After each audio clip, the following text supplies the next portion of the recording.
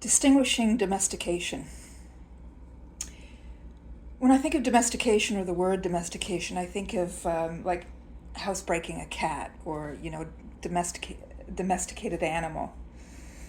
And so the domestication of humans starts very young when we use rewards and punishment to raise our children.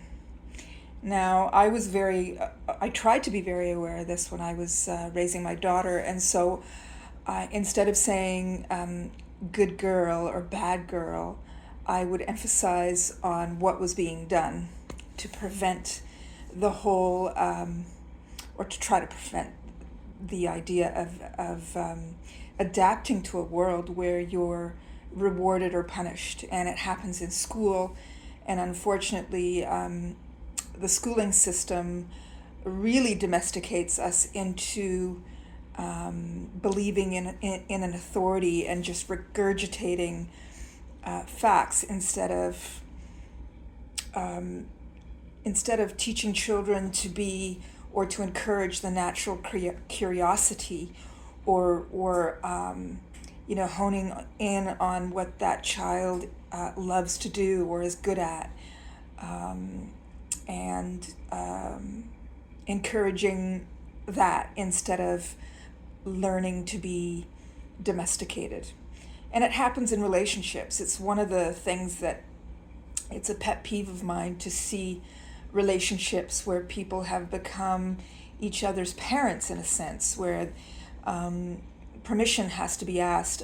There's always collaboration and, being kind and thinking of people's feelings.